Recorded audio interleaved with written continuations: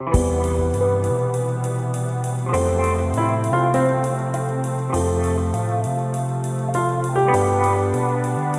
Friends, मैं रितेश कुमार एक बार फिर से आ गया हूँ एसएससी बैंक इंग्लिश का चैनल लेकर यूट्यूब पे। फ्रेंड्स, जैसे कि आप जानते हैं वर्ड पावर सीरीज का हम लोग अब तक 3 पार्ट देख चुके हैं और आज की वीडियो में हम फ्रेंड वर्ड पावर का चौथा पार्ट यानी पार्ट 4 देखने जा रहे हैं। फ्रेंड्स, फिर से हम लोग 5 वर्ड देखेंगे। इसमें वो 5 वर्ड कौन से हैं फ्रेंड, देखते हैं। पहला वर्ड होगा COVENANT, covenant. COVENANT, covenant. PRISTINE, pristine. तीसरा वर्ड होगा मोरोज, MOROSE, मोरोज। चौथा होगा अपोजिट। पांचवा होगा स्लीदर। यानी ये 5 वर्ड जो हम फ्रेंड्स आज देखेंगे। पहला वर्ड है कवेनेंट, दूसरा प्रिस्टीन, तीसरा मोरोज, चौथा अपोजिट और पांचवा स्लीदर। तो देखते हैं फ्रेंड्स पहला वर्ड। तो फ्रेंड्स देखते हैं पहला वर्ड कवेनेंट। कवेनेंट एक नाउन भी है फ्रेंड और एक वर्ब भी है। नाउन के रूप में इसका मतलब होता है प्रतिज्ञा या अनुबंध। प्रतिज्ञा या अनुबंध, ये कोई समझौता। लेकिन वर्ब के रूप में इसका मीनिंग क्या है? अनुबंध करना, प्रतिज्ञा करना, लिखित वचन दे देना, ये एक्शन बताएगा फ्रेंड। तो कवेनेंट एक नाउन भी है, एक वर्ब भी है। इसका मीनिंग इंग्लिश में कैसे समझेंगे हम?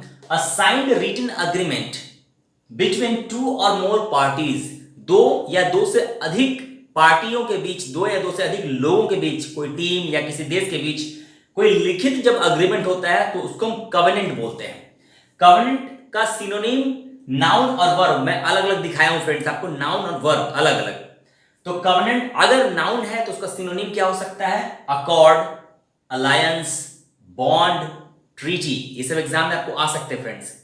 Accord, alliance, bond, treaty. उसी तरह से कवेनेंट का यूज अगर वर्ब के रूप में हुआ है तो कवेनेंट का वर्ब का सिनोनिम क्या हो सकता है? अग्री, सहमत होना, कॉन्ट्रैक्ट यानी समझौता, आपको पता है, बार्गेन, आपको पता है, ये सब वर्ड्स आप यूज करते हैं जनरल यूज में। तो ये सिनोनिम है, आपको ध्यान रखना। आपको accord, alliance, bond, treaty, agree, contract, bargain.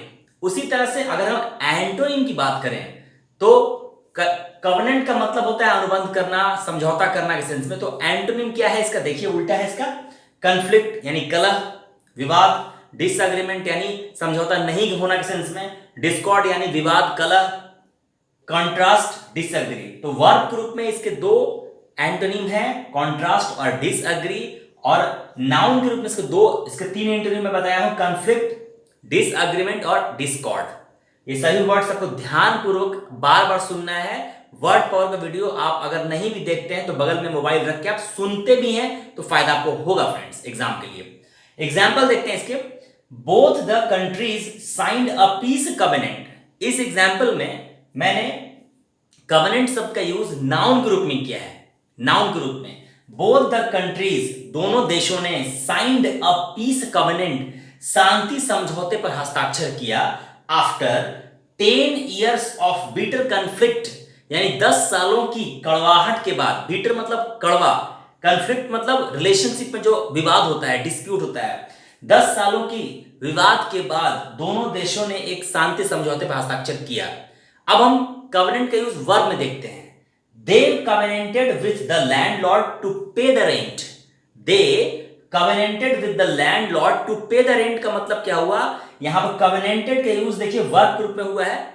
यहां पर हम ये बोलना चाह रहे हैं कि उन लोगों ने लैंडलॉर्ड के साथ अनुबंध किया, लिखित वचन दिया कि हम आपको रेंट देंगे। रेंट एग्रीमेंट आपको पता है, आप लोग बनवाते हैं, हम लोग भी बनवाते हैं जब रेंट पे रहते हैं। तो ये आज का हमारा पहला। आज का दूसरा वर्ड है प्रिस्टीन, PRISTINE, प्रिस्टीन। प्रिस्टीन एक एडजेक्टिव फ्रेंड, विशेषण है, एडजेक्टिव है, जिसका कई मतलब होता है। पहला इसका एक मतलब होता है प्राचीन। अब कहीं प्रिस्टीन एज लिखा हुआ है, इसका मतलब प्राचीन काल की बात हो रही है। प्रिस्टीन फ्रेशनेस यानी शुद्धता की बात हो रही है। तो कैसे यूज करते हैं वर्ड्स में देखेंगे। प्रिस्टीन का मतलब होता है प्राचीन, शुद्ध, असली, कई तरह का मतलब होता है इसका।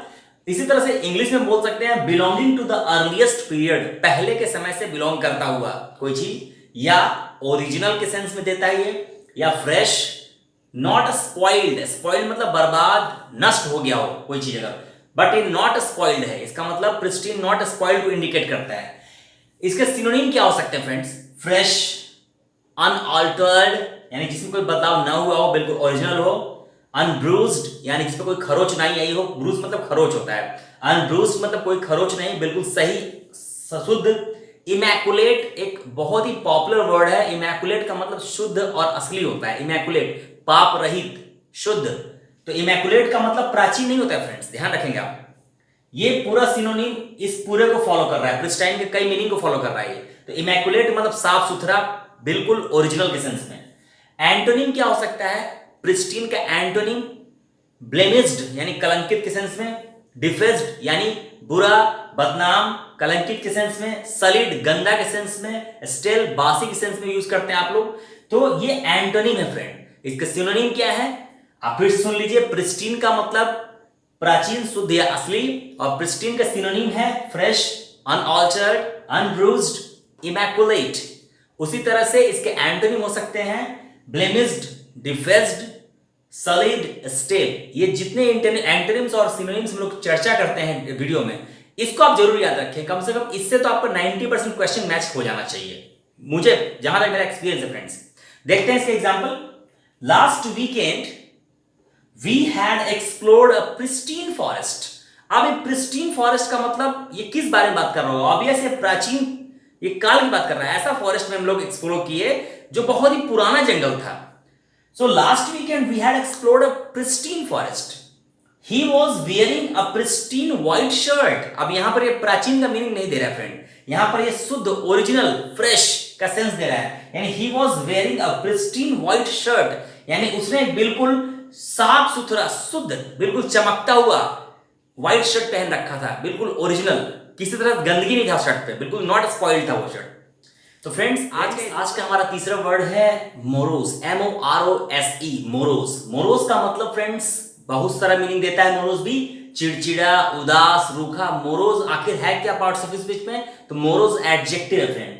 मोरोज एडजेक्टिव है जिसका कई मीनिंग है, चिड़चिड़ा, उदास, रूखा, मतलब जो खुश नहीं हो, चीयरलेस हो, हैप्पी नहीं हो, बैड टेम्पर्ड भी बोल सकते हैं, ए लिटिल बिट, ठीक है। तो लैकिंग इन चीयर, जिसके अंदर कोई खुशी नहीं हो, जॉय नहीं हो, हैविंग नो एक्साइटमेंट, किसी वर्क को लेकर, किसी काम को लेकर बिल्कुल एक्साइटमेंट है ही नहीं उसमें। तो सिनोनिम क्या हो सकते हैं फ्रेंड्स?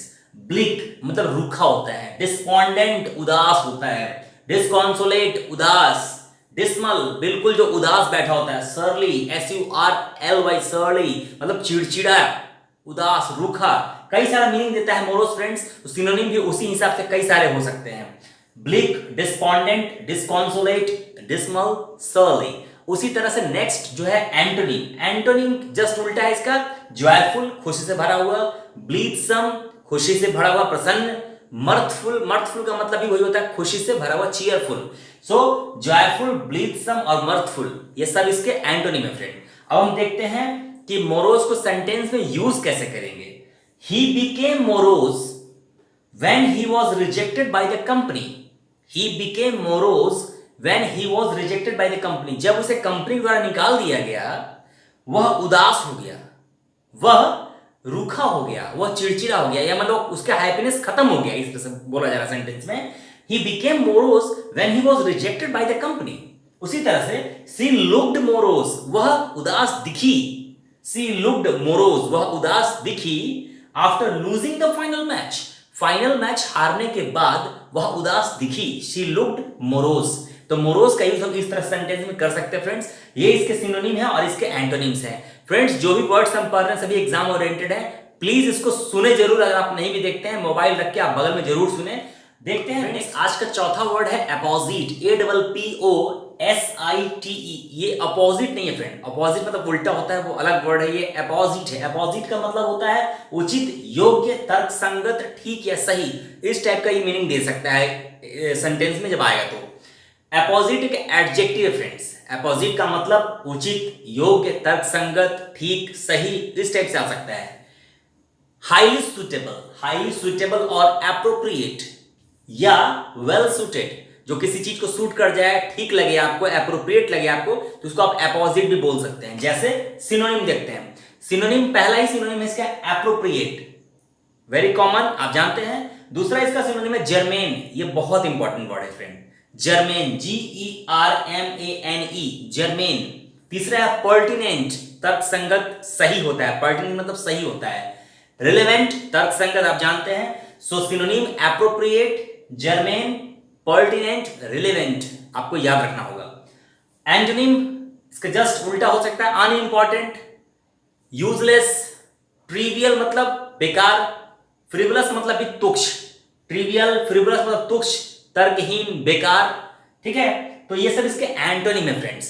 अब एग्जांपल देखते हैं। She gave an opposite answer to my question, उसने मेरे प्रश्न का बिल्कुल सही जवाब दिया।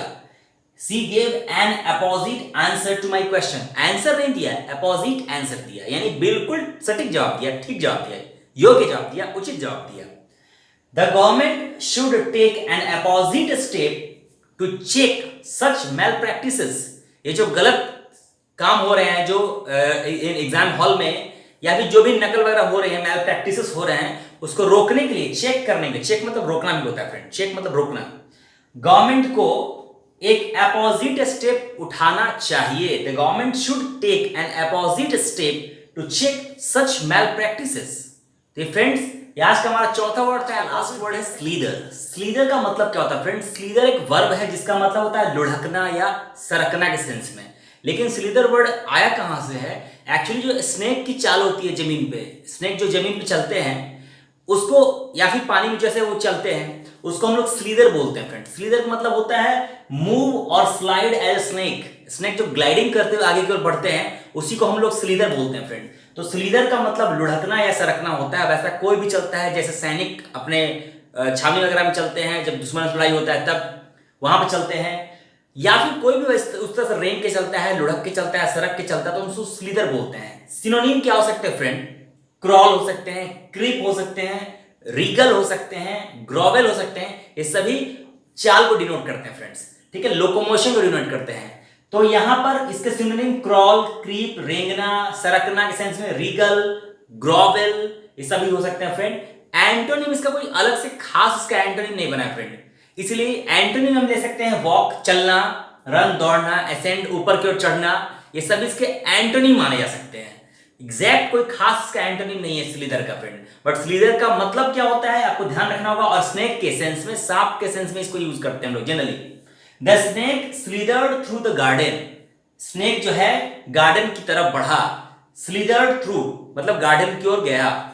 स्ली, एक नेक्स्ट एग्जांपल देखते हैं। सी स्लीदर्ड क्वाइटली इनटू द रूम, वो किसी तरह से रूम में फंस गई थी, दूसरे रूम में जाना था, हो सकता है उसके रूम में कोई घुस आया हो और उसके बंधक बना लिया हो, तो दूसरे रूम में वो कैसे गई? सी स्लीदर्ड क्वाइटली, वो शांतिपूर्वक सरकते हुए, जिस तरह से सांप सरकते हुए जाता है, वो दूसरे रूम में चली गई। सी स्लीदर्ड क्वाइटली इनटू द रूम। तो नेक्स्ट वर्ड हमारा आज का ही था स्लीदर, और लास्ट वर्ड था आज का वीडियो का लास्ट वर्ड था फ्रेंड। तो फ्रेंड्स, आज हमने फिर से 5 वीडियो देखे, साथ ही साथ कई सिनोनिम्स और एंटोनिम्स में देखे। फ्रेंड्स, आपसे मैं एक निवेदन करता हूं कि वर्ड पावर की वीडियो को अधिक से अधिक देखें। अगर एग्जाम्स में आपको 5 से 10 नंबर बिल्कुल यूं ही चाहिए, तो वर्ड पावर को स्ट्रॉन्ग करना ही पड़ेगा फ्रेंड्स। उसके लिए कोई दूसरा ऑल्टरनेटिव नहीं है, आपको अधिक से अधिक पढ़ना पड़ेगा, अधिक से अधिक वर्ड का कलेक्शन करना पड़ेगा। तो कृपया आप मेरे सभी वर्ड्स का अपने कॉपी में कलेक्शन करें और वीडियोस को बराबर देखें फ्रेंड्स। मेरे चैनल को लाइक करें, शेयर करें और सब्सक्राइब करें, और मेरे सभी वीडियोस को सिस्टमेटिकली देखें। और मिलते हैं हम लोग फिर अगले वीडियो के साथ, तब तक के लिए take care, thank you very much.